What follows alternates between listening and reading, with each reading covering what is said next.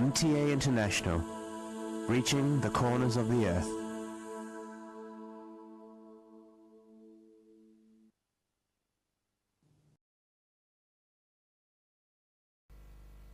صلی علی رسولنا صلی علی محمد صلی علی نبینا صلی علی محمد صلی علی کریمنا صلی علی محمد صلی علی حبیبنا صلی علی محمد صلی علی امامنا صلی علی محمد صلی علی نبینا صلی علی محمد صلی علی رسولنا صلی علی محمد صلی علی شفیعنا صلی علی محمد صلی علی کریمنا صلی علی محمد صلی علی حبیبنا صلی علی محمد صلی علی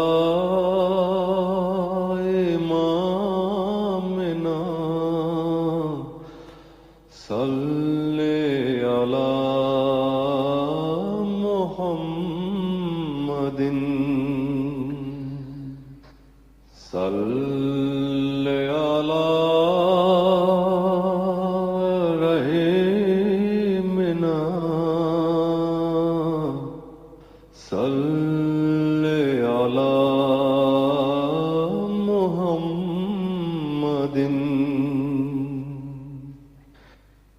صلی علی نبینا صلی علی محمد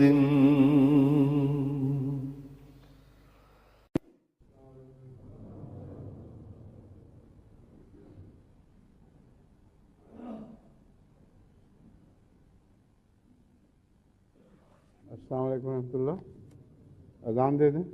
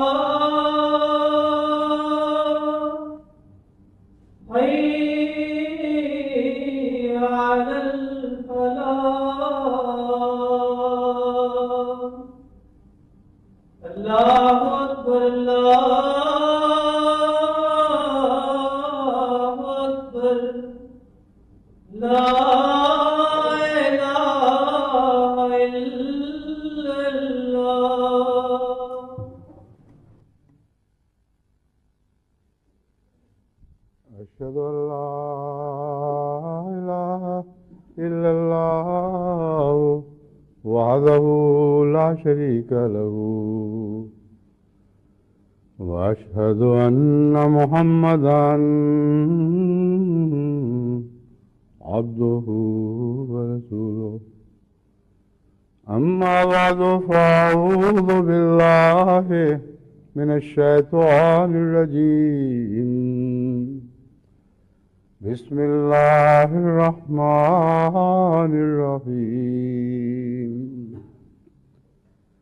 الحمد لله رب العالمين الرحمن الرحيم مالك يوم الدين إياك نعبد وإياك نستعين اهدنا الصراط المستقيم صراط الذين أنعمت عليهم غير المغضوب عليهم ولا الضالين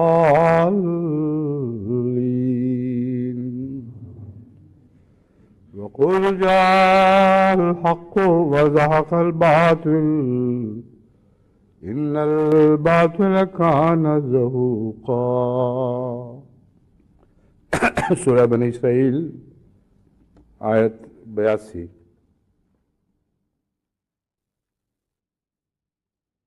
آج کے مضمون سے پہلے میں دو ممالک کے جلسہ سالانہ سے متعلق اعلان کرنا چاہتا ہوں۔ اول جماعت احمدیہ USA کی طرف سے اطلاع ملی تھی کہ ان کا جلسہ سالانہ 23 جون بروز جمعۃ المبارک یعنی آج شروع ہو رہا ہے، 3 دن تک جاری رہے گا۔ دوسرے جماعت احمدیہ انڈونیشیا کی طرف سے اطلاع ملی ہے کہ ان کا جلسہ سالانہ بھی 23 جون سے شروع ہو کر 3 دن تک جاری رہے گا۔ ان دونوں ممالک کے جلسہ سالانہ میں شریک تمام حاضرین کو، خواہ وہ جماعت سے تعلق رکھتے ہوں یا نہ رکھتے ہوں، ان کو میں آپ سب کی طرف سے السلام علیکم ورحمۃ اللہ وبرکاتہ کہتا ہوں، اور اس مبارک موقع پر ان کو اس شمولیت میں سعادت پر مبارکباد دیتا ہوں۔ وہ تمام جلسے جو خدا کی خاطر منعقد ہوں اور کوئی غرض نہ ہو، ان میں شمولیت بھی ایک بڑی سعادت ہوا کرتی ہے، اور صرف ان کی شمولیت نہیں جو نیکی کے غرض سے آتے ہیں۔ ایسے بابرکت لوگ جو اللہ کے ذکر کے لیے اکٹھے ہوتے ہیں، ان کے ساتھ مسافر بھی اگر آپ بیٹھے تو اس کو بھی برکت مل جاتی ہے۔ بس یہ جو مضمون ہے یہ میرے نفس کا بنایا ہوا نہیں، حضرت اقدس محمد مصطفیٰ صلی اللہ علیہ وآلہ وسلم کی طرف سے خوشخبری ہے کہ اللہ کے ذکر کے لیے اکٹھے ہونے والوں کے پاس بیٹھنے والے خواہ وہ اس نیت سے نہ بھی بیٹھے ہوں وہ بھی برکتوں سے حصہ پا جاتے ہیں۔ بس اللہ ان سب کے لیے جو ان جلسوں میں شمولیت فرما رہے ہیں یہ شمولیت دین و دنیا ہر لحاظ سے ببرکت فرمائے۔ جہاں تک ان کے نام پیغام کا تعلق ہے وہ پیغام میں اس خطبے کے مضمون ہی میں دوں گا جو پچھلے خطبات کی ایک کڑی ہے، اور یہ سلسلہ جو چل رہا ہے یہ صفات باری تعالیٰ یا اسماء الہی کا سلسلہ ہے۔ آج میں گزشتہ جمعے کے مضمون ہی کو آگے بڑھا رہا ہوں، یعنی حق ذات سے متعلق میں مزید کچھ باتیں آپ کے سامنے رکھتا ہوں۔ الحق خدا کا نام ہے، جیسا کہ میں نے بیان کیا تھا۔ سورہ فاتحہ کی تمام صفات سے یہ نام تعلق رکھتا ہے، اور ان سب کے ملنے سے اجتماعی اثر سے کامل حق کا تصور ذہن میں ابھرتا ہے۔ وہ ذات جو ان تمام صفات حسنہ سے مزین ہو، جو ہم سے شروع ہو کر مالک یوم الدین تک بیان ہوئی ہیں، ان کا لازمی اور قطعی نتیجہ نکلتا ہے کہ وہ ذات حق ہے، حق کے سوا ہو ہی نہیں سکتی۔ جہاں تک اس بات کا تعلق ہے یہ تو سمجھ آئی، مگر ہمیں کیسے فائدہ پہنچے گا اور ہم حق سے تعلق جوڑ کر کیا کچھ حاصل کر سکتے ہیں، اور کیا ذمہ داریاں ہیں ہم پر جو ہمیں ادا کرنی ہوں گی، جس کے نتیجے میں ہم حق کا فیض پا سکتے ہیں۔ اس سلسلے میں دو حصوں میں نے اپنے مضمون کو تقسیم کیا ہے۔ ایک وہ جہاں حق کا تعلق غیروں سے ہوتا ہے، یعنی ان معنوں میں کہ وہ لوگ جو حق کے بندے بن جاتے ہیں ان کو غیروں کے مقابل پر کیا کیا فتوحات نصیب ہوتی ہیں، اس کا ایک تعلق ہے جو اس کو ہم دعوت اللہ کہتے ہیں، اس مضمون سے تعلق ہے۔ اور دوسرا تربیت سے تعلق ہے کہ حق ذات سے تعلق جوڑا جائے تو انسان کے اندر کیا کیا پاک تبدیلیاں پیدا ہوتی اور ہونی چاہیے، اور ان کے نتیجے میں اس کے اندر ایک اندرونی انقلاب کیا برپا ہوتا ہے۔ تو پہلے میں دعوت اللہ کے ذکر کو لیتا ہوں، اور چونکہ یہ دونوں ممالک جن کے جلسوں کا آج اعلان ہوا ہے دعوت اللہ کے لحاظ سے ابھی بہت حد تک پیچھے ہیں، اور اہمیت کے لحاظ سے بہت ہی اہم ممالک ہیں، دنیا کی تقدیر پر اثر انداز ہونے والے ممالک ہیں۔ امریکہ کا تعلق تو آج کل سب دنیا سے ہے، اور دنیا میں اب اکیلی ہی سپر پاور بن کر ابھرا ہے، لیکن انڈونیشیا کا تعلق مشرق بعید کے تمام ممالک سے گہرا ہے، اور انڈونیشین قوم اتنی عظیم ہے تعداد کے لحاظ سے بھی اور صلاحیتوں کے لحاظ سے بھی کہ اگر یہ حقیقی معنوں میں اسلام کے نور سے مزین ہو جائے اور احمدی مسلمان دعوت اللہ کا کام اچھی طرح شروع کر دیں تو اللہ تعالیٰ کے فضل سے اس کا فیض صرف انڈونیشیا کے دائرے تک محدود نہیں رہے گا بلکہ تمام مشرق بعید کے ممالک تک پہنچے گا۔ اس لیے یہ دونوں ممالک بہت ہی اہمیت رکھتے ہیں، اور دونوں اب تک کا تجربہ یہی ہے کہ تبلیغی نقطہ نگاہ سے بیدار نہیں ہو سکے، بہت پیچھے ہیں۔ کوشش جاری ہے، کئی قسم کے ذرائع اختیار کیے جاتے ہیں، لیکن اس کے باوجود پھر بھی کچھ کمی رہ جاتی ہے۔ اس سے متعلق تفصیلی ہدایات میں اپنے امریکہ دورے کے دوران بھی دے چکا ہوں، اور مختلف وقتوں میں جماعت کو خطبات میں دعوت اللہ کے مضمون سے آگاہ کرتا رہتا ہوں، اور امید رکھتا ہوں کہ ان پر اگر غور کیا جائے ان باتوں پر جو پہلے کہی جا چکی ہیں تو مزید نصائح کے اضافے کی ضرورت نہیں، پہلی باتوں پر ہی عمل کا وقت چاہیے، عمل کی طرف توجہ چاہیے، اور ان باتوں پر جنہوں نے عمل کیا ہے اللہ کے فضل سے بہت بڑے بڑے انقلابات برپا ہوئے ہیں۔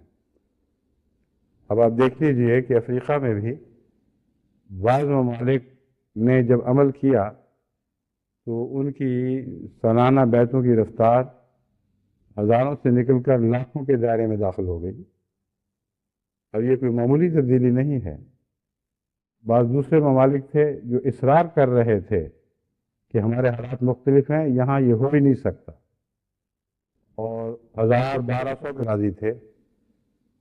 اور میں نے اپنی ضد نہیں چھوڑی، میں نے کہا ناممکن ہے کہ نہ ہو سکے، تم غور کرو، سوچو میں کیا کہہ رہا ہوں، اس پر عمل تو کر کے دیکھو۔ اور اب ان میں سے ایک ملک جو یہ کہا کرتا تھا کہ نہیں جی ہمارے تو یہی حالات ہیں، ان کی طرف سے کل خوشخبری ملی ہے کہ اب وہ 1,00,000 کے قریب پہنچ چکے ہیں، اور بھاری امید ہے کہ انشاءاللہ سال کے اختتام تک وہ بھی 1,00,000، ایک سال میں 1,00,000 مسلمان اور احمدی بنانے والوں میں داخل ہو جائیں گے۔ مسلمان اور احمدی دراصل تو ایک ہی چیز کے دو نام ہیں، مگر مسلمان اور احمدی یہاں اس لیے میں نے کہا ہے کہ اس علاقے میں مشرک بہت ہیں، عیسائی بہت ہیں، اور پہلے ان کو مسلمان بنانا ہے، اسلام میں داخل کرنا ہے، پھر احمدیت کے رنگ چڑھانے ہیں جو حقیقی اسلام ہے۔ تو اس پہلو سے میں نے دو الگ الگ لفظ بولے ہیں، ورنہ حقیقت تو ایک ہی ہے، احمدیت حقیقی اسلام ہے اور اسلام حقیقی احمدیت ہے۔ اب میں حق کے حوالے سے اس مضمون کو کچھ اور آگے بڑھاتا ہوں۔ اللہ تعالیٰ قرآن کریم میں فرماتا ہے کہ تو کہہ دے حق آ گیا اور باطل بھاگ گیا، اور باطل کا کام ہی بھاگنا ہے۔ اس آیت کریمہ سے بعض لوگ یہ سمجھتے ہیں کہ حق آ جائے تو از خود ہی باطل رفع ہو جایا کرتا ہے، اور جو مثال سامنے ابھرتی ہے وہ سورج کی مثال آتی ہے، ابھرتے ہوئے سورج کی تصویر دکھائی دیتی ہے، کس طرح رات کے دھندل کے سورج کے نکلتے ہی غائب ہو جاتے ہیں، جہاں جہاں سورج کی کرنیں پہنچتی ہیں اندھیروں کو وہ نور میں تبدیل کر دیتا ہے۔ تو کتنا آسان مضمون ہے۔ اگر یہ ویسا ہی آسان ہوتا اور یہی قرآن کریم کی مراد ہوتی تو ہر نبی کے آنے کے بعد کسی جد و جہد کی ضرورت نہیں تھی۔ نبی حق لاتا اور خود حق ذات سے تعلق جوڑ کر حق بن کر دکھا دیتا، اور اچانک تمام ماحول روشن ہو جاتا، بغیر کسی جد و جہد کے حق کو غلبہ عطا ہو جاتا۔ یہ اس آیت کا مفہوم نہیں ہے۔ بعض صورتوں میں بعض پہلوؤں سے وہ مفہوم بھی ہے، لیکن کہاں وہ مفہوم ہے اور کہاں مختلف مفہوم ہیں، ان پر میں اب گفتگو کروں گا۔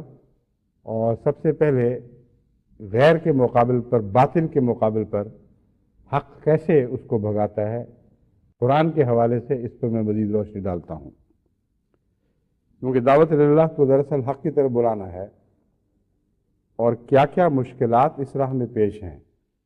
کیا اچانک سورج نکل آئے گا اور روشنی ہو جائے گی، یا اس کے لیے کچھ محنت کرنی پڑے گی؟ اول بات یہ ہے کہ وہ راتیں جو روحانی طور پر راتیں کہلاتی ہیں، جن میں عصیان اور خدا تعالیٰ سے دوری کے نتیجے میں اندھیرے پھیل جاتے ہیں، ان راتوں کو صبح کرنے کے لیے محنت کرنی پڑتی ہے۔ ان راتوں کو صبح میں تبدیل کرنے کے لیے راتوں کو اپنے خدا کے تعلق کے نور سے روشن کرنا پڑتا ہے۔ یہ وہ نور نہیں ہے جو از خود ہی اٹھ کر باہر آ جائے۔ چنانچہ آن حضرت صلی اللہ علیہ وآلہ وسلم کا ذکر لیلۃ القدر کے حوالے سے یہی معنی رکھتا ہے۔ وہ اندھیری رات جس نے تمام عالم کو یکساں اندھیروں میں جھونک رکھا تھا، کہیں کوئی روشنی کا نشان باقی نہیں رہا تھا، وہ کیسے تبدیل ہوئی؟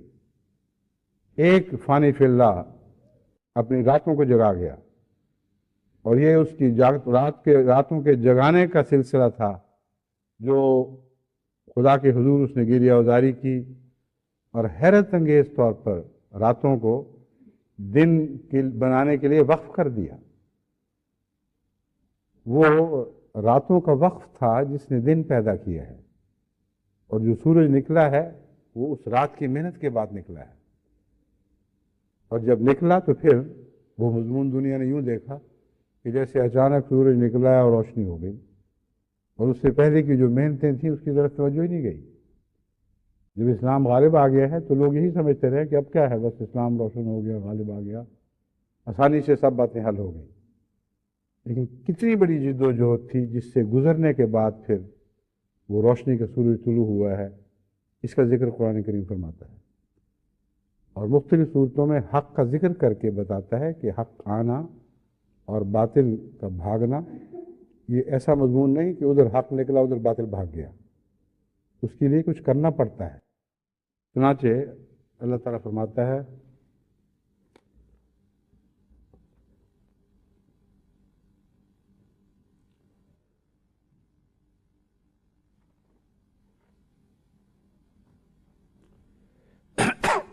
وَمَا نُرْسِلُ الْمُرْسَلِينَ إِلَّا مُبَشِّرِينَ وَمُنذِرِينَ، ہم رسولوں کو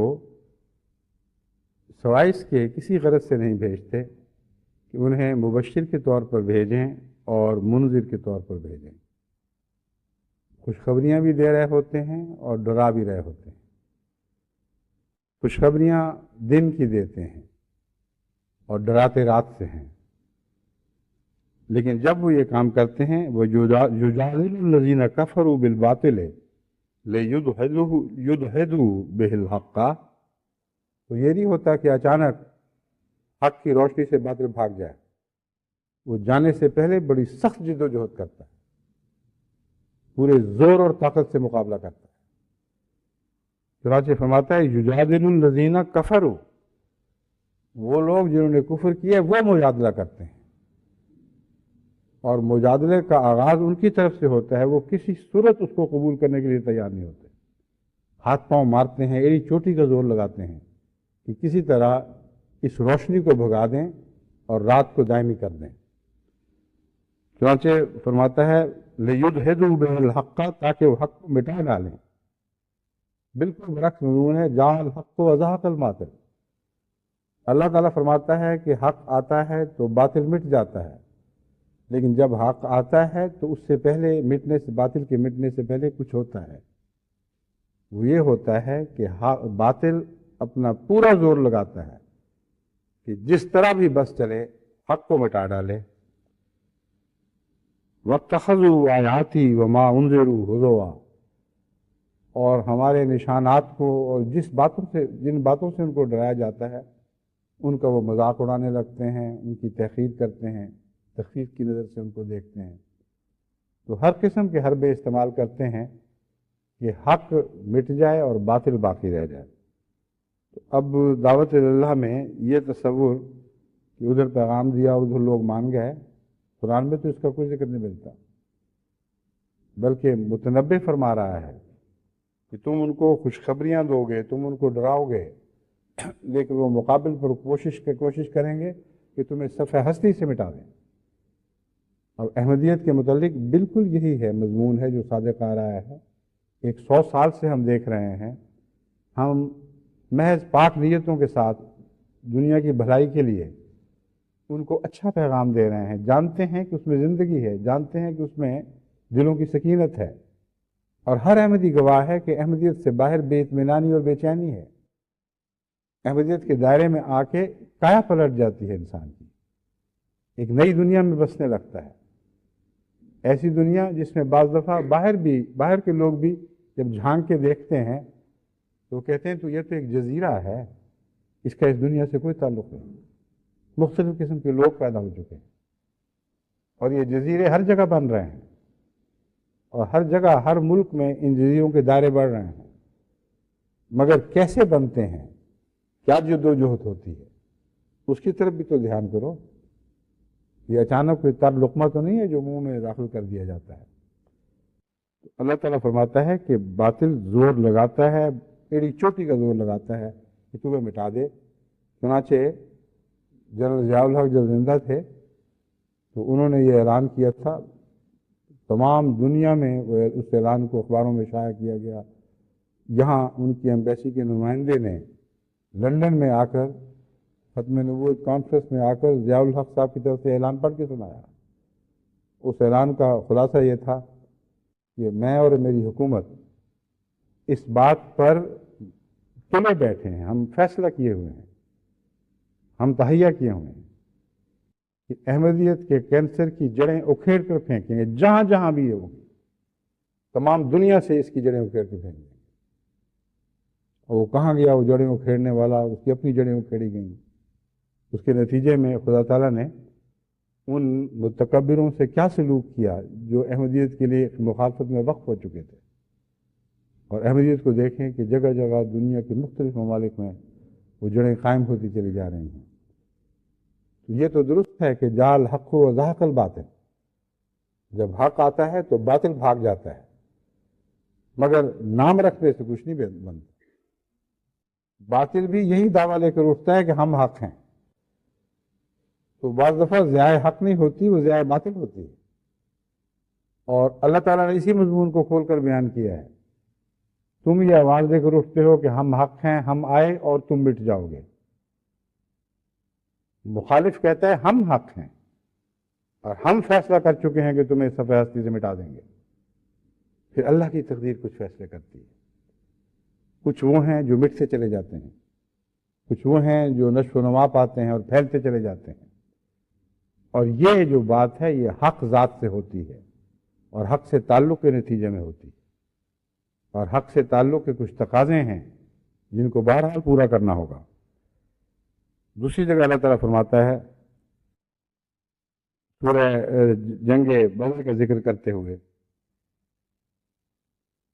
کہ تم چاہتے تھے کہ تمہارا مقابلہ نسبتاً چھوٹے قافلے سے ہو جہاں فائدے زیادہ ہوں اور نقصان کم ہو، لیکن اللہ کا اور مقصد تھا۔ اللہ کا مقصد تھا کہ ان کی طاقت کے اوپر ضرب لگائی جائے اور طاقتور سے تمہیں بھڑا دیا جائے، کیونکہ اللہ اس تدبیر سے باطل کی جڑیں اکھیڑنا چاہتا۔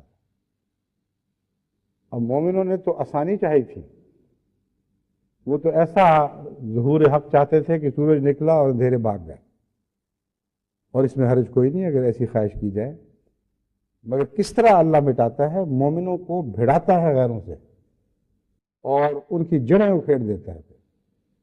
چنانچہ فرماتا ہے تودون ان غیر ذات الشوکۃ تکون لکم، تم چاہتے تھے کہ تم ان سے ٹکراؤ جن کے پاس ہتھیار نہ ہوں، چبھنے کے لیے کانٹے نہ ہوں، چبھونے کے لیے کانٹے نہ ہوں، کم سے کم تکلیف سے تم زیادہ سے زیادہ فائدہ اٹھا جاؤ۔ وَيُرِيدُ اللَّهُ أَن يُحِقَّ الْحَقَّ بِكَلِمَاتِهِ وَيَقْطَعَ دَابِرَ الْكَافِرِينَ، اور اللہ یہ چاہتا تھا کہ اپنے کلمات کے ذریعے حق کو متحقق کر دے اور لوگوں کو سمجھ آئے کہ حق کا غالبانہ ہوتا کیا ہے، کس طرح غیر معمولی مخالفانہ طاقتوں پر حق غالب آیا کرتا ہے اور جد و جہد کے نتیجے میں آیا کرتا ہے، آج خود نہیں آ جایا کرتا۔ وَيَقْطَعَ دَابِرَ الْكَافِرِينَ، اور کافروں کی جڑیں کاٹ ڈالے۔ اس مقصد سے اللہ نے تمہیں طاقتوروں سے لڑا دیا۔ اب یہ ہے حق کا مضمون جو سمجھنے کے لائق ہے۔ طاقتور سے اگر کوئی لڑا دیا ہے، کسی کو لڑا دے، تو کمزور کے لیے تو ہلاکت کا پیغام ہے، اور اگر طاقتور کسی کمزور سے لڑ پڑے اور اس کو مٹا دے تو اس میں طاقتور کے حق پر ہونے کا کوئی بھی ثبوت نہیں ملتا۔ یہ وہ مضمون ہے جس کو خوب سمجھنا چاہیے، کیونکہ اللہ حق کی باتیں کر رہا ہے۔ حق ہوتا کیا ہے اور اس کے نشان کیا ہیں۔ اب اگر ایک طاقتور دشمن اٹھ کر ایک کمزور سی جماعت کے متعلق فیصلہ کرے کہ ہم اسے مٹا دیں گے، اگر مٹا بھی دے تو طاقتور کا حق پر ہونا ثابت نہیں ہو سکتا، لیکن اگر مٹانے میں ناکام ہو جائے اور اگر جب بھی ٹکر لگے تو کمزور غالب آئے اور پھیلتا چلا جائے اور طاقتور سے مزید طاقتور ہوتا چلا جائے، یہ ہے حق کی نشانی۔ اس بات کی نشانی ہے کہ اس جماعت کا حق ذات سے تعلق ہے۔ بس اگر حق سے تعلق ہو تو یہ فیصلہ کہ کون جیتے گا یہ ہمیشہ اس بات پر منحصر ہوگا کہ کس کا حق سے تعلق ہے۔ دشمن کے زیادہ یا کم ہونے سے اس کا کوئی تعلق نہیں، اور جب دشمن اتنا زیادہ ہو کہ کسی کی توفیق نہ ہو کہ خدا کے بنائے ہوئے قوانین کو توڑے بغیر وہ دشمن پر غالب آ جائے، تو اللہ تعالیٰ خود اپنے قوانین نہیں توڑتا۔ یہ نہیں کہا کرتا کہ حق ہے، اس نے غالب آنا ہے، اچانک اس کو سب دنیا سے لڑا دو. پھر تدبیر فرماتا ہے. اور ایک دوسری آیت میں میں نے ہی یہی مضمون کھول کر بیان فرمایا ہے کہ حق جب آتا ہے تو پھر کیا کچھ ہوتا ہے. پھر اللہ یدبر الامر کرتا ہے، مدبر الامر بن کے ظاہر ہوتا ہے. وہ پھر تدبیریں اختیار کرتا ہے اور ایک وقت میں اپنے بندوں کو لڑاتا تو طاقتوروں سے ہے، مگر اتنے طاقتوروں سے نہیں لڑاتا کہ دنیا کا قانون توڑے بغیر یا خدا کا قانون توڑے بغیر وہ فتح یاب ہو جائے. اتنے طاقتوروں سے نہیں لڑاتا کہ خدا کا قانون توڑے بغیر ہی وہ فتح یاب ہو سکے. مراد یہ ہے کہ اگر خدا یہ فیصلہ کرتا ہے کہ مومنوں میں آج اتنی طاقت ہے کہ 1-2 پر غالب آئے گا اور کل اتنی طاقت ہوگی کہ 1-10 پر غالب آئے گا، تو جب تک وہ کل نہیں آتا، جب تک مومن اتنا طاقتور نہ ہو جائے، اس وقت تک 1 کو 10 سے نہیں بڑھاتا. اور ہمیشہ ایسی تدبیریں کرتا ہے کہ دشمن اپنی غالب طاقت کے ساتھ حملہ آور ہو ہی نہیں سکتا. ان کے ارادے بنتے ہیں، بکھر جاتے ہیں، ان کو اکٹھا ہونے کی توفیق نہیں ملتی. اگر وہ کوشش کرتے ہیں اکٹھا ہونے کی تو آپس میں ان کی لڑائیاں شروع ہو جاتی ہیں. تو یہ تدبیر سے تعلق رکھنے والی باتیں ہیں، مگر بندے کی تدبیر نہیں، یہ حق کی تدبیر ہے. اور جب حق تدبیر کرتا ہے تو ایک بات ظاہر ہوتی چلی جاتی ہے کہ دن بدن کمزور لڑتا تو طاقتور سے ہے، لیکن رفتہ رفتہ زیادہ طاقتور سے لڑنے کی اس میں صلاحیت پیدا ہوتی ہے. اور یہ مضمون حضرت صلی اللہ علیہ وآلہ وسلم کے زمانے اور آپ کے غلاموں کے عمل سے قطعی طور پر ثابت ہوتا ہے. اس سے یہ مراد نہیں ہے کہ اولین نسبتاً خدا کے کم پیارے ہوتے ہیں، بلکہ یہ ایک اور مضمون ہے جس کا مطلب یہ ہے کہ جب ایک کمزور کو ایک طاقتور سے لڑایا جائے تو نفسیاتی لحاظ سے اس میں رفتہ رفتہ خود اعتمادی پیدا ہوتی ہے،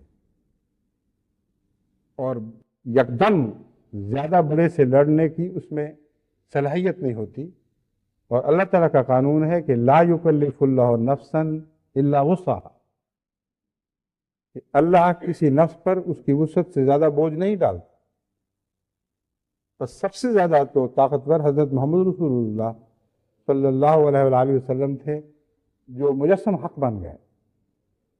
اگر آسمان اور زمین پر ایک حق تھا تو اس کا بندوں میں ایک کامل مظہر جس کی کوئی مثال نہیں، وہ حضرت محمد مصطفیٰ صلی اللہ علیہ وسلم تھے.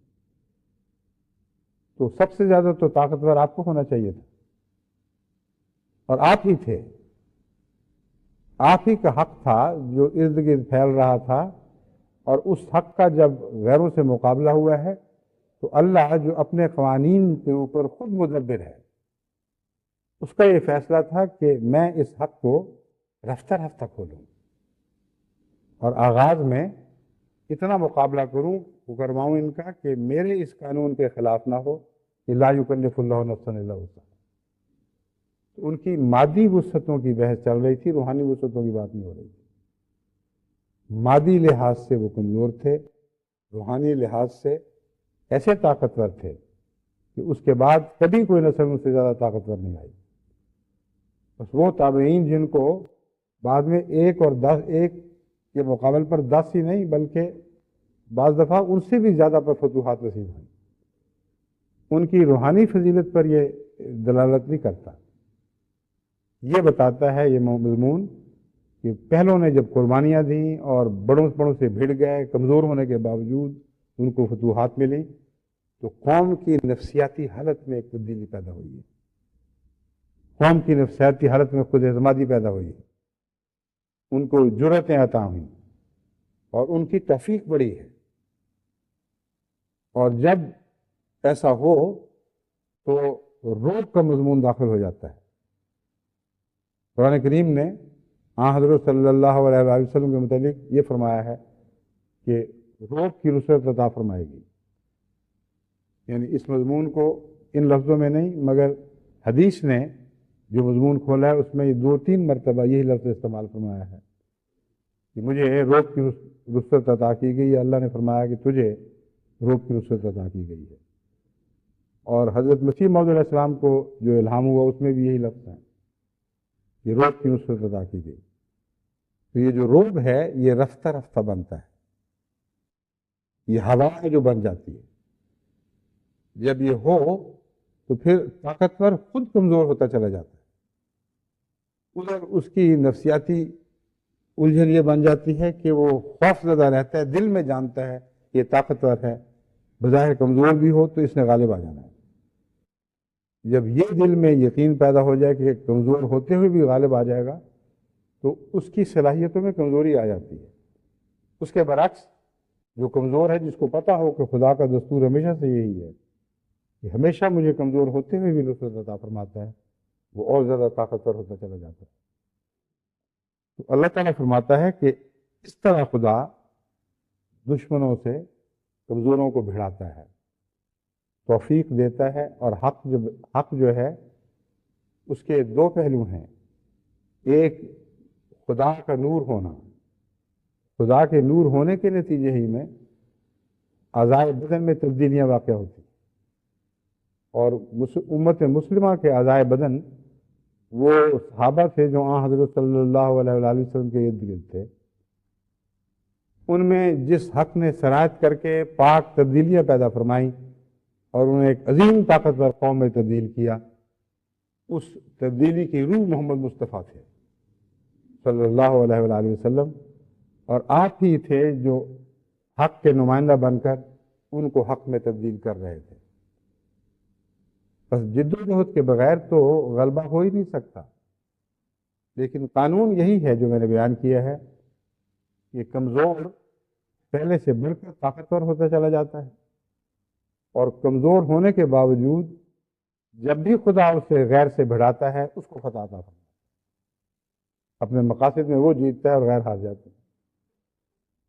اب انہوں نے پوری کوشش کی تھی پاکستان میں، تمام قسم کے قوانین جو سوچے جا سکتے تھے احمدیت کی راہ روکنے کے لیے وہ بنا دیے، ہر قسم کی سزائیں جو پیغام حق پہنچانے کے نتیجے میں احمدیوں کو مل سکتی تھی وہ دے دی گئیں، سب رستے روک دیے گئے، لٹریچر کی اشاعت بند ہو گئی۔ مگر یہ جو مضمون ہے جعل حق و زحق الباطل، یہ کمزوری میں بھی جلوگر ہوتا ہے، اور باطل کی کوششوں کو خدا ناکام بنا کر دکھا دیتا ہے۔ بس آپ دیکھ لیں، کوئی ایک ایسا سال نہیں ہوا جس میں نعوذ باللہ من ذالک احمدی مرتدوں کی تعداد ان غیروں میں سے احمدی بننے والوں سے بڑھ گئی۔ بہت نمایاں فرق رہا ہے ہمیشہ۔ پھر جو مرتد ہوئے وہ تمام تر وہ ہیں، ان کی سب کی تاریخ ہمارے پاس ریکارڈ میں محفوظ ہے، جو پہلے ہی نام کے احمدی تھے اور کردار کے گندے تھے۔ کئی قسم کی ان میں خرابیاں، کئی قسم کے فساد تھے، نہ مسجدوں میں آنے والے، نہ نمازوں کے شوق رکھنے والے، نہ چندوں میں کی قربانیوں میں آگے آنے والے۔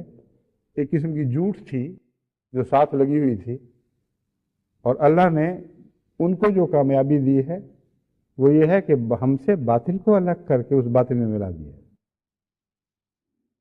یہ کیا کامیابی ہوئی ان کے لیے، میرا مطلب ہے ان کی کامیابی بھی ہماری ہی کامیابی بنتی ہے اگر ہم میں سے اچھے لوگوں کو کھینچ لیتے،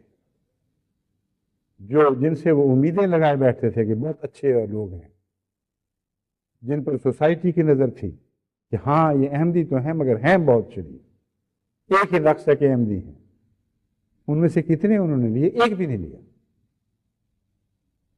تو یہ جو باطل کے مقابل پر حق کی کامیابی کا مضمون ہے، اس کا یہ مطلب نہیں کہ کسی جگہ تمہاری مسجدیں نہیں برباد ہوں گی، کسی جگہ تمہیں جانی نقصان نہیں پہنچے گا، کسی جگہ سے تمہیں ہجرت نہیں کرنی پڑے گی، کیونکہ یہ تو سارے واقعات انبیاء کے ساتھ لگے ہوئے ہیں۔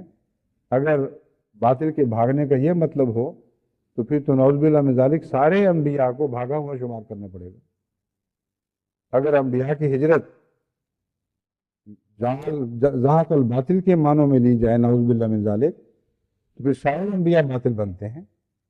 مگر قرآن کریم جب حق اور باطل کے مقابلے کی تفصیل بیان فرماتا ہے، ایسے منطقی طور پر درجہ بدرجہ اس مضمون کو آگے بڑھاتا ہے کہ اس کے ہر پہلو پر، ہر قدم پر ایک دیکھنے والے کو حق کی فتح اور باطل کا زیان دکھائی دے گا، اس کا بھاگنا ہر میدان سے ثابت ہوتا چلا جاتا ہے۔ وہ جو مقابلہ ہے وہ کیوں ہے؟ سوال تو یہ ہے کہ قرآن کریم کی جو آیت میں نے آپ کے سامنے پڑھ کے سنائی ہے، اس میں اللہ تعالیٰ فرماتا ہے کہ باطل جہاد شروع کر دیتا ہے، کسی طریقے سے حق کو مٹا ڈالے اور کچھ اس کا باقی نہ چھوڑے۔ یہ جہاد کیوں ہوتا ہے؟ یہ دراصل شکست کا اعتراف ہے۔ باطل کے جہاد کا آغاز ہی اعتراف شکست ہے، کیونکہ اگر باطل کو یہ خوف ہو کہ بدیاں نہ پھیل جائیں، گندگی نہ ہو جائے، سوسائٹی گندی نہ ہو جائے، جھوٹ فسق و فجور معاشرے پر قبضہ نہ کر لے، تو وہ تو پہلے سے ہی ہے۔ وہ تھا تو خدا نے نبی بھیجے، اور اس کے خلاف معاشرے نے کبھی کوئی رد عمل نہیں دکھایا، اس کو قبول کیے بیٹھا ہے۔ تو صاف پتہ چلا کہ بدیوں سے اور باطل سے اس معاشرے کی جس میں خدا کی طرف سے اس کے پیغمبر آتے ہیں، کوئی لڑائی نہیں ہوئی، آرام سے بیٹھے رہتے ہیں۔ لڑائی اس سے ہوتی ہے جو آپ کی اقدار پر حملہ کرتا ہے، ان اقدار کو مٹاتا ہے، اور خدا کی طرف سے آنے والا بدیوں پر حملہ کرتا ہے اور نیکیوں کو پھیلانے کی کوشش کرتا ہے۔ اچانک باطل اٹھ کھڑا ہوتا ہے اور اس کے مقابلے پر جدوجہد شروع کر دیتا ہے۔ یہ اعتراف ہے کہ ہم بدیوں کے نمائندہ ہیں، ہم بدیوں کے علمبردار ہیں اور نیکی کو برداشت نہیں کر سکتے۔ اور یہ بھی اعتراف ہے کہ یہ نیکی غالب آنے والی نیکی ہے، ورنہ ان میں ہر قسم کے پاگل، ہر قسم کی بڑے مارنے والے تحریکیں شروع کرتے ہیں، ان کی مخالفت نہیں ہوتی۔ اب اس مضمون کو حضرت عیسیٰ کے حوالے سے سمجھیں تو کتنا کھل کر سامنے آ جاتا ہے۔ حضرت عیسیٰ اپنے وقت میں حق کے نمائندہ تھے، جعل الحق و وضاحق الباطل کا مضمون آپ تک بھی صادق آتا تھا اور آنا چاہیے تھا۔ اگر نہیں آنا تو نعوذ باللہ من ذالک خدا تعالیٰ کا یہ دائمی اعلان غلط نکلتا ہے۔ یہ ناممکن ہے کہ خدا کا کلام غلط نکلے۔ بس کیسے ہوا وہ مقابلہ؟ حق کیسے غالب آیا؟ سب سے پہلے حق کے غالب آنے کی نشانی حضرت عیسیٰ علیہ السلام کی اس انتہائی جاہلانہ اور ظالمانہ مخالفت میں ملتی ہے۔ حق کی کامیابی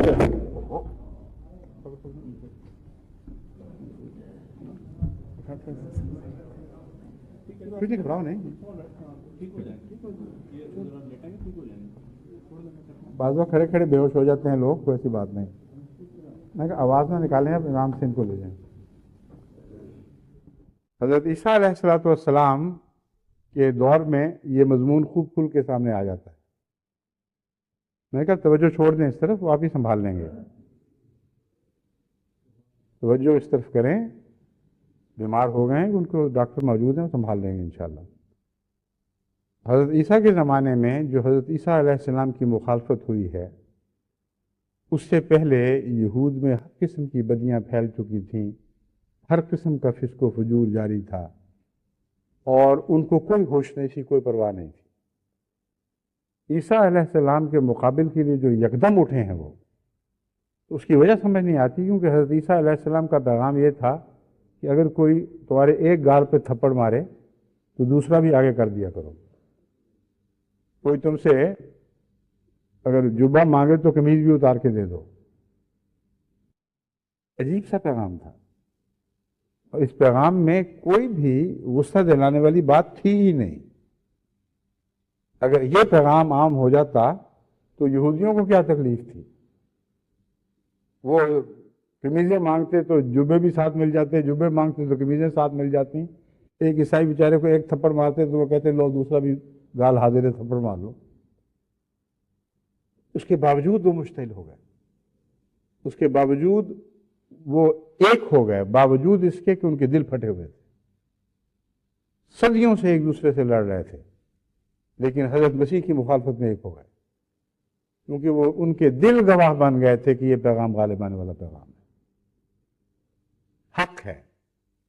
اگر حق نہ ہوتا اور ان کے دلوں کو یقین نہ ہوتا کہ یہ حق ہے تو کبھی اس قسم کی ظاہرانہ مخالفت نہ کرتے۔ اور ہر نبی کے حق ہونے کے ثبوت میں اسی قسم کی مخالفت ہمیشہ اس کے حق میں ایک روشن نشان بن کے ابھرا کرتی۔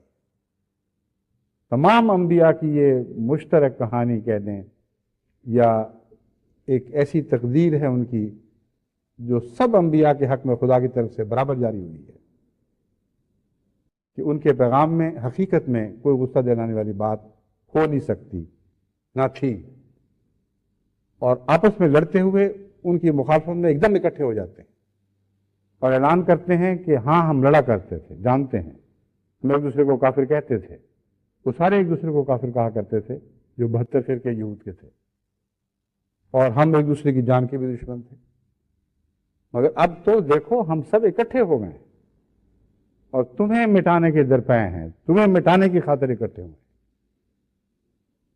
بہنیں ہی جیسے 74 کا واقعہ ہوا ہے، اسی طرح یہود کی ایک مجلس بیٹھی، اس میں تمام فرقوں کی نمائندگی ہوئی اور انہوں نے مل کر یہ کہا کہ ہم سارے اکٹھے ہو کر عیسائیت کو دائرہ یہودیت سے خارج کرتے ہیں، آج سے ان کا یہودیت سے اور موسیٰ کے مذہب سے کوئی بھی تعلق نہیں۔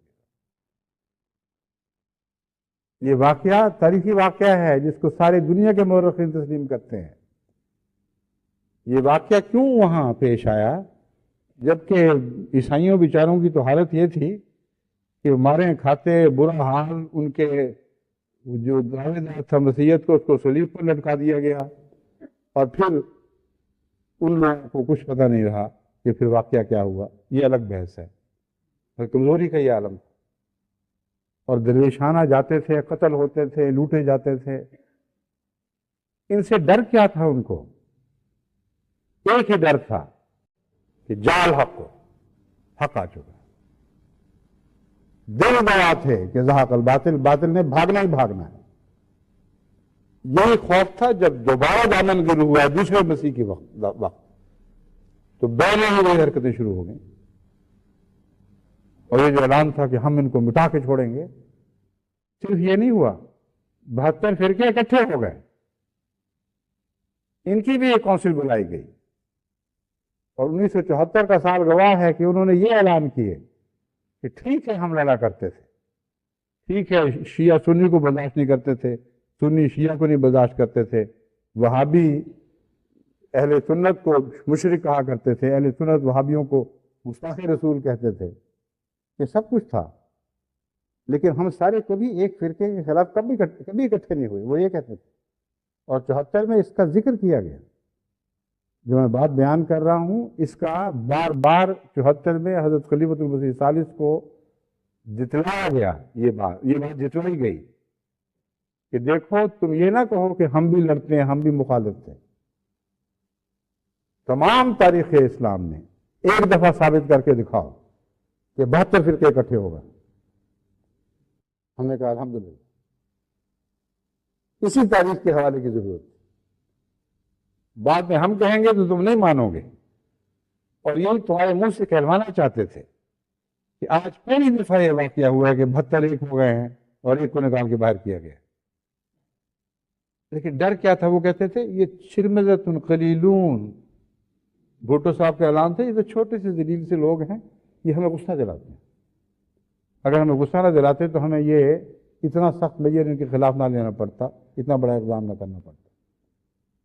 بین نے یہی بات ضیاء الحق نے کہی کہ ہم کیا کریں، جب وہ وہاں تو نہیں لوگوں کو یہ کہتے تھے، مگر جب غیر قومیں ان کو لکھتی تھیں کہ تمہارا دماغ پھر گیا ہے، تمہیں کیا ہو گیا ہے؟ ایک طرف کہتے ہو چھوٹی سی جماعت ہے، 30 لاکھ تو درکنار، 1 لاکھ بھی نہیں ہے، یہ آفیشیل ان کی اطلاعیں تھیں جو غیر قوموں کو دے رہے تھے۔ اب 30 لاکھ پر تو ہمیں کوئی اصرار نہیں، 3 لاکھ بھی ہوں، اس سے کوئی بحث نہیں، جتنے تھوڑے تھے اتنا ہی بڑا ثبوت ہے کہ یہ ہمیں حق سمجھ رہے تھے۔ جتنے تھوڑے تھے اتنا ہی زیادہ ان کا خوف ان کو ملزم کر رہا تھا۔ تو جب یہ سوال کیا گیا کہ تھوڑے سے تو ہیں، تمہیں کیا تکلیف ہے، تو انہوں نے کہا ہمیں غصہ دلاتے، یہ بڑی مصیبت، چھوٹے سے ہیں، تھوڑے سے، حیثیت ہی کوئی نہیں، وہ غصہ دلانے میں بڑا شعر۔ غصہ دلاتے کیسے ہیں؟ کہتے ہیں ہم غالب آ جائیں گے، اور آ رہے ہیں۔ یہ بات تھی جو تکلیف دیتی تھی۔ تھوڑے ہیں، کمزور ہیں، حیثیت نہیں، آٹے میں نمک کے برابر بھی نہیں، لیکن غالب آنے کے ذریعے غصہ دلاتے ہیں۔ سارا زور اس بات پر تھا کہ جب بھی ہم ان سے ٹکرائے ہیں یہ بڑے ہیں اور ہم کم ہیں۔ تمام نفسیات ملا کی اس ایک مرکزی نقطے کے گرد گھومتی ہے۔ ہر دفعہ اس نے کوشش کی کہ کسی طرح حق کا بڑھنا اور باطل کا بھاگنا، یہ جو تقدیر ہے، اس کو الٹ کے رکھا دے، کسی طرح کوئی ایسا ذریعہ اختیار کریں کہ باطل حق کا آگے بڑھنا بند ہو جائے اور باطل کا پیچھے ہٹنا رک جائے۔ لیکن ہر تدبیر الٹی پڑی، یہاں تک کہ 1974 آ گیا، یہ اعلان کر دیا گیا کہ احمدی سارے غیر مسلم ہیں، ہم 72 ایک طرف، یہ ایک طرف۔ تو میں جو آپ کو سمجھا رہا ہوں قرآن کریم کی آیت کی صداقت کا نشان وہ یہ ہے کہ بظاہر کمزوری میں بھی ایک ایسا حق کی عظمت کا نشان ہے کہ یقیناً کہا جا سکتا ہے کہ جاء الحق وزهق الباطل، حق آ گیا اور باطل بھاگ گیا، کیونکہ بھاگنے کے پیش خیمے ہی تو ہیں۔ یہ پیش بندیاں کرنا، یہ قانونی طور پر روکیں کھڑی کرنا، یہ مخالفتوں کی دیواریں کھڑی کرنا، یہ ظلم و تعدی اور استبداد کے ذریعے ایک بڑھتی نشو و نما ہوتی ہوئی قوم کو کچل کر رکھ دینے کی کوشش کرنا، پاؤں تلے روننے کی کوشش کرنا، اس بات کا خوف تھا۔ ہر دل گواہ تھا، آج بھی ہے، کہ تمام محنتی جانتے ہیں کہ اگر حکومت کے ہمیں سہارے حاصل نہ ہوں، اگر ہمیں جھوٹ کے سہارے حاصل نہ ہوں، اگر ہم عوام کو ان کے خلاف مشتعل نہ کریں تو کل کی بجائے آج ہمیں کھا جائیں گے۔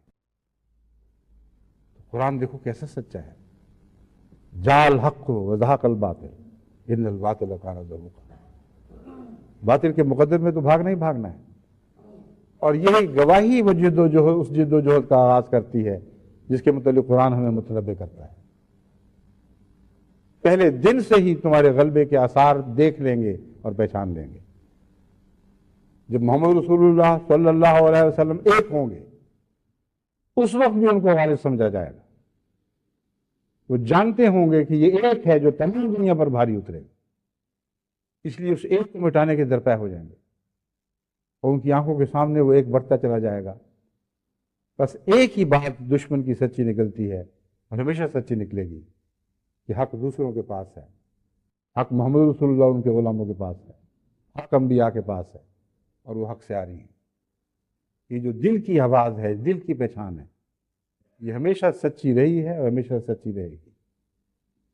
مگر اس کے ساتھ ایک اور بھی مضمون وابستہ ہے کہ حق تب تک رہو گے جب حق سے تعلق ہوگا۔ جہاں حق سے تعلق ٹوٹا وہاں حق کے متعلق خدا کی ایک گواہی تمہارے حق میں صادقانہ بند کر دے گی کہ حق آئے گا اور باطل بھاگ جائے گا۔ بس جہاں حق سے تعلق میں کمزوری ہے وہاں غلبے کے مضمون میں بھی اسی حد تک کمزوری پیدا ہو جاتی ہے۔ اگر معاشرے ایسے ہوں کہ لوگ دنیا دار ہو چکے ہوں، اگر مادہ پرستی غالب آ گئی ہو، تو اچانک زندگی کے فقدان کے آثار ظاہر نہیں ہوا کرتے۔ لوگ سانس لیتے ہیں اور لیتے چلے جاتے ہیں، ظاہری تقاضے زندگی کے بھی پورے کرتے ہیں، دیکھنے میں اچھے بھلے چلتے پھرتے زندہ انسان دکھائی دیتے ہیں، مگر بنیادی طور پر ان کا حق سے تعلق اس حد تک کمزور ضرور پڑ چکا ہوتا ہے کہ ان کے حق میں خدا کی یہ گواہی پوری نہیں ہوتی کہ جاء الحق وزهق الباطل۔ بس دعوت اللہ کا راز اس میں ہے کہ تم اپنا تعلق حق سے جوڑ لو اور ایسا گہرا پیوند کرو کہ تم پر حملہ حق پر حملہ ہو۔ کوئی تمہیں ٹیڑھی آنکھ سے دیکھے تو گویا وہ خدا کو ٹیڑھی آنکھ سے دیکھ رہا ہے، تمہارے مقابلے کے لیے اٹھے تو خدا سے مقابلہ کرنے کے لیے اٹھا۔ یہ اعلان ہے جو بڑی تحدی سے حضرت مسیح موعود علیہ الصلوۃ والسلام نے بار بار فرمایا، اے عام کی سوئے من بے دویدی بسط تبر از باغبان بے ترس کے من شاخ. تم کیا سمجھتے ہو، یہ کمزور سی شاخ مجھے بنا رکھا ہے تم نے؟ شاخ ہوں، کمزور ہوں، مجھ میں دفاع کی طاقت نہیں ہے، ٹھیک ہے، لیکن از باغبان بے ترس کہ من شاخ مثمر ہے. باغباں سے ڈرو کیونکہ میں پھلدار شاخ، اور پھلدار شاخ کی حفاظت کرنا باغبان کی ذمہ داری ہوا کرتی. بس جہاں آپ پھلدار شاخ بنیں گے وہاں اللہ لازماً آپ کی تائید میں کرے، وہاں لازماً دشمن کی ہر کوشش آپ کے مقابل پر ناکام بنا دے گا. مگر حق سے تعلق قائم ہوگا تو یہ باتیں ہوں گی. اس سلسلے میں قرآن کریم نے جہاں مختلف پہلو بیان فرمائے ہیں، بعض آیات کے حوالے سے میں آپ کے سامنے رکھتا ہوں. پہلی بات تو میں نے بیان کر دی کہ ٹکراتا ضرور ہے اللہ تعالیٰ، اور ان سے ٹکرا دیتا ہے جو بظاہر طاقتور ہیں، ہوتے بھی طاقتور ہیں. اور جال حق و زحق الباطل کا ثبوت یہ پیش کرتا ہے کہ کمزور طاقتور کو کھاتا چلا جاتا ہے، اس پر غالب آتا چلا جاتا ہے.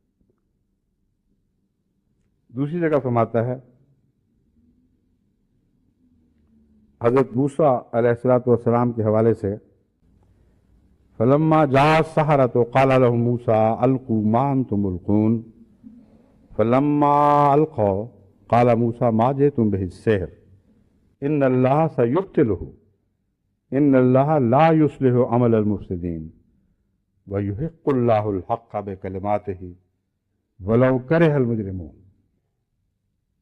کہ جب وہ جادوگر موسیٰ کے سامنے آئے تو موسیٰ نے کہا القوا ما انتم ملقون، جو کچھ تم نے ڈالنا ہے ڈال دو، جو کچھ تمہارے پاس ہے نکال پھینکو. فلما القوا قال موسیٰ ما جئتم به السحر، جب انہوں نے نکال پھینکا تو موسیٰ نے کہا یہ تو جادو ہے. اور یہاں جادو کا معنی ہے جھوٹ، فساد، بے حقیقت بات، ایسی چیز جو نظر کو دھوکہ دینے والی ہے لیکن حقیقت میں اس کی ماہیت اور ہے. وَيُحِقُّ اللَّهُ الْحَقَّ بِكَلِمَاتِهِ وَلَوْ كَرِهَ الْمُجْرِمُونَ، اور مجرم لوگ خواہ ناپسند کریں، اللہ اپنے کلمات کے ذریعے حق کو متحقق کر دیا کرتا ہے اور ثابت کر کے دکھا دیتا ہے. اب وہاں دیکھیں کیا واقعہ ہوا. جو سحر تھا اس کی حقیقت یہ تھی کہ جو رسیاں جادوگروں کی طرف سے پھینکی گئیں وہ سانپ نہیں بنی تھی، وہ سانپ دکھائی دینے لگی تھی. اور جو موسیٰ نے عصا پھینکا تھا اس عصا کی برکت سے اللہ تعالیٰ کے غالب قانون نے جو انسانی نفسیات پر غالب ہے اس خوف کو دور کر دیا اچانک، اور جادو کا اثر جاتا رہا. انہوں نے دیکھا تو وہ رسیاں ہی رسیاں تھیں، سانپ تھا ہی کوئی نہیں. تو حق سے اگر تعلق پیدا ہو تو ایک حوصلہ اور جرأت پیدا ہوتی ہے، اور دشمن کی بھبکیوں کو آپ کھوکھلا اور بے معنی اور بے حقیقت دیکھتے ہیں. اسی لیے حضرت موسیٰ کو اللہ تعالیٰ کو بار بار یہ کہنا پڑتا ہے لا تخف، ڈرنا نہیں. باتیں ایسی تھیں جو ڈرانے والی تھیں. اپنے ہاتھ کا سوٹا ہی عصا بن کے ابھرتا ہے، دوسرے دشمن جو رسیاں پھینکتا ہے وہ سانپ دکھائی دینے لگتے ہیں، تو بیچارے ڈرتے کیوں نہ؟ ان کا ڈرنا ان کی سچائی سے تعلق رکھتا تھا. صاف دل پاک انبیاء ہوتے ہیں، وہ دشمن کے فریب کو بطور فریب نہیں سمجھتے. شروع میں جو دیکھا اپنی سچائی کی وجہ سے کہتے ہیں ایسا ہی ہوا ہوگا، جو سانپ دیکھا وہ سانپ دکھائی دیا. یہ دل کی صداقت ہے اصل میں. اللہ جو جانتا تھا اس حقیقت کو، اس نے کہا کہ ڈرو نہیں، دیکھو تو صحیح، اپنا عصا تو پھینکو پھر دیکھنا کیا ہوتا ہے. جب عصا پھینکا گیا تو رسیاں دکھائی دینے لگ گئیں. تو اگر دشمن سے جب ٹکر ہوتی ہے اس کی بھبکیوں سے آپ مروب ہو جاتے ہیں، وہ کہتا ہے میں یہ کر دوں گا اور وہ کر دوں گا، اور آپ سمجھتے ہیں کہ اوہ یہ تو بڑی غلطی ہو گئی، پیچھے ہٹنے لگتے ہیں، بزدلی دکھا جاتے ہیں، تو پھر آپ کامیاب مبلغ نہیں بن سکتے۔ کامیاب مبلغ بننے کے لیے حکمت تو ہے لیکن بزدلی نہیں ہے۔ جہاں تک حکمت کا تعلق ہے، ہر نبی کو حکمت عطا ہوتی ہے، اس لیے حکمت سے عاری ہو کر کوئی تبلیغ نہیں ہو سکتی، کیونکہ تبلیغ کے آغاز ہی میں اللہ تعالیٰ ادعو الی سبیل ربک بالحکمت کی شرط لگاتا ہے، حکمت سے کرو، لیکن خوف کی کہیں کوئی شرط نہیں کہ ڈرتے ڈرتے کرنا۔ خوف کو دور فرماتا ہے، کہتا ہے ہم تمہارے ساتھ ہیں، لا تحزن ان اللہ معنا۔ دیکھو خوف کس زور کے ساتھ حضرت محمد رسول اللہ علیہ وسلم کے سر پر ابھرا تھا۔ آپ نیچے غار میں تھے، اوپر خوف آیا ہے، اور اس طاقت کے ساتھ آیا ہے کہ حضرت ابوبکر صدیق کمزور کا ساتھ حضرت محمد رسول اللہ علیہ وسلم کو کسی پہلو بھی بچا نہیں سکتے، اور بچانا انہوں نے کیا تھا؟ محمد رسول اللہ کہہ رہے ہیں لا تحزن، تو غم نہ کھا، تو ڈر نہیں، فکر نہ کر، ان اللہ مان، اللہ ہمارے ساتھ۔ یہ ہے حق کا ساتھ۔ کوئی خوف بھی انسان پر غالب نہیں آ سکتا اگر حق حقیقت میں ساتھ ہے، لیکن حکمت سے کام لیا ہے، شور نہیں مچایا، یہ نہیں کہا کہ حق میرے ساتھ ہے، آ جاؤ جو کرنا ہے کر لو میرا۔ جو لوگ یہ باتیں کرتے ہیں اور دشمن کو غصہ دلاتے ہیں، ان کو اگر ضرر پہنچتا ہے تو حکمت کی کمی کی وجہ سے پہنچتا ہے۔ بس حق کیسے کام کرتا ہے؟ حکمت اور تدبیر سے عاری ہو کر نہیں، لیکن حکمت کے باوجود جب دکھائی دینے لگتا ہے کہ اب کوئی چارہ ہی نہیں رہا دفاع کا، اس وقت پھر وہ مروب نہیں ہوتا، بلکہ جرأت سے سر بلند ہو کر یہ اعلان کرتا ہے ان اللہ معنا، اللہ ہمارے ساتھ۔ یہی اعلان حضرت موسیٰ نے بھی کیا۔ ایک طرف دوڑ رہے ہیں، فرعون پیچھے لگا ہوا ہے، اور بھاگتے چلے جا رہے ہیں اور کہتے ہیں ڈرو نہیں، گھبراؤ نہیں، اللہ ہمارے ساتھ۔ بظاہر تو یہ بھاگتے ہوئے کی آواز میں کیا جان ہوئی اگر وہ کہے اللہ ہمارے ساتھ ہے، مگر اس وقت ان سے بچ جانا ہی غیر معمولی ایمان اور یقین کو چاہتا تھا، بچ جانے پر اعتماد، غیر معمولی ایمان کو چاہتا تھا، اور دیکھتے دیکھتے اللہ نے ثابت کر دیا کہ یہ کوئی کمزور بھگوڑے نہیں ہیں جو تعلی کر رہے ہیں کہ خدا ہمارے ساتھ ہے۔ موسیٰ نے خدا کو ساتھ دیکھا تھا تو کہا تھا، اور اس کا ساتھ دشمن نے بھی دیکھ لیا، فرعون پر بھی ظاہر ہوا، اس کی قوم پر بھی ظاہر ہوا۔ تمام تاریخ نے اس واقعے کو لکھ لیا کہ ایک کمزور خدا کا بندہ موسیٰ ایک طاقتور فرعون پر غالب آ گیا اور اس کے لشکر ڈوب گئے۔ بس یہ وہ حق کا ساتھ ہے جو حقیقی ہو تو کام کرتا ہے، ورنہ سحر کام نہیں کیا کرتا۔ اگر حق کا ساتھ حقیقی نہ ہو، اگر آپ کو پورا یقین نہ ہو کہ آپ اللہ کے ساتھ ہیں اور اللہ آپ کے ساتھ ہیں، اگر حق کی وہ علامتیں آپ کے اندر ظاہر نہ ہوں جن کا میں بعد میں ذکر کروں گا، تو اس وقت تک آپ دنیا کے سامنے ایک نڈر اور بے باک داعی اللہ کے طور پر نہیں ابھر سکتے، اور آپ کی آواز میں اگر تعلی ہوگی تو اس سے کوئی فائدہ نہیں پہنچے گا، وہ سحر ہے، جادو کے سوا اس کی کوئی حقیقت نہیں۔ زور کی آواز اسی وقت کام آتی ہے جب اس کے پیچھے خدا کی طاقت بول رہی ہے، اور جب خدا کی طاقت بولتی ہے تو کمزوروں اور نئیبوں کی آواز بھی دنیا کی سب سے طاقتور آواز بن کے ابھرا کرتی ہے۔ اس پہلو سے حق سے تعلق جوڑو تو دیکھو تو انشاءاللہ تمہاری تبلیغ میں کتنے عظیم الشان انقلابات برپا ہوں گے۔ اللہ تعالی ہمیں اس کی توفیق عطا فرمائے۔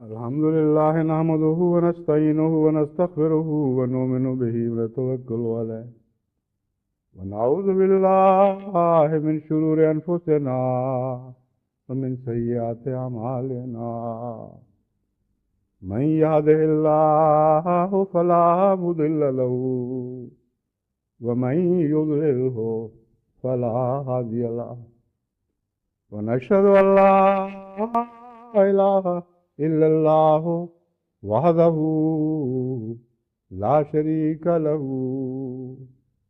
ونشهد أن محمدا عبده ورسوله عباد الله رحمكم الله إن الله يأمر بالعدل والإحسان وإيتاء ذي القربى وينهى عن الفحشاء والمنكر والبغي يعظكم لعلكم تذكرون اذكروا الله يذكركم وادعوه يستجب لكم ولذكر الله أكبر. ما كان محمد